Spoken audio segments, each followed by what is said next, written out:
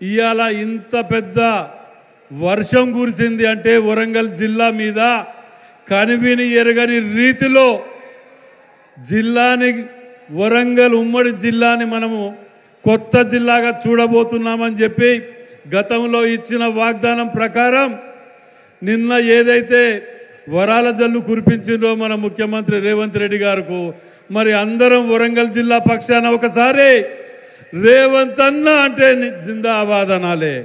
మరి ఇంతకంటే పెద్ద రుణం ఏం తీర్చుకోగలుగుతాం మనము? రేవంత్ అన్న గట్టిగా వినబడతలే.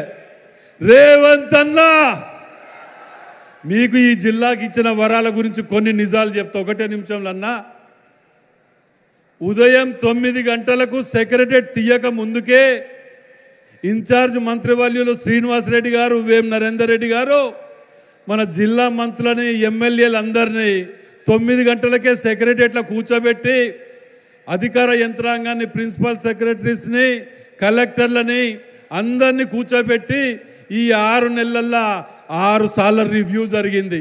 ఉదయం 9 గంటలకు.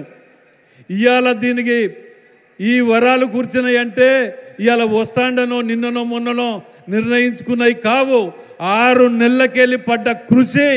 గత ఎంపీ ఎలక్షన్లప్పుడు ఏదైతే మాటలు ఇచ్చిండ్రో ఆ మాటల ప్రకారం ఇచ్చిండ్రు కాబట్టి మరి మన రాష్ట్ర ముఖ్యమంత్రి గారికి వరంగల్ జిల్లా ఉమ్మడి జిల్లా పక్షాన అన్నా 2 చేతులు జోడించి నమస్కరిస్తున్నామన్నా. మా జిల్లాని నిజంగా కూడా గతంలో తలుచుకుంటే బాధేస్తుంది.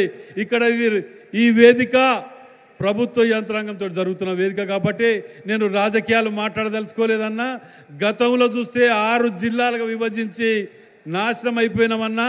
దీనికి మీ యొక్క వరాలతోటి మరోసారి వరంగల్ జిల్లా రూపురేఖలు మారబోతున్నదని చెప్పి వరంగల్ జిల్లా పక్షాన మరోసారి ధన్యవాదాలు తెలియజేస్తూ మరి ఎమ్మెల్యేలందరం కూడా ఉమ్మడిగా కలెక్టర్లు కానివ్వండి, సిపిఆర్ కానివ్వండి, ఎమ్మెల్సీలు, ఎంపీలు, కావ్య గారు అందరం కూడా, బలరాం నాయక్ గారు ఉమ్మడిగా కష్టపడ్డ ఫలితమే ఇవాళ ఈ వరాల జల్లు.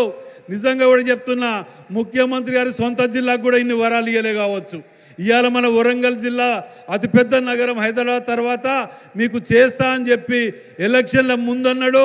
తర్వాత పార్లమెంట్ ఎలక్షన్స్ వచ్చినప్పుడు మరి నడి చౌరస్తాల డిపిఆర్ తయారు చేయండి, అండర్ గ్రౌండ్ డ్రైనేజ్కు నేను ఇస్తున్నా, అధికార యంత్రాంగాన్ని ఆదేశిస్తున్నా అని చెప్పినటువంటి మన ముఖ్యమంత్రి నాయకులు మాట తిప్పలో మడమ తప్పకుండా ఇవాళ నెరవేర్చినందుకు నిజంగా కూడా ఏం మాట్లాడాలనో తోయట్లేదు. కానీ సంతోషంతో మాత్రం కళ్ళకి నీళ్ళు వచ్చే విధంగా ఉన్నదన్నా.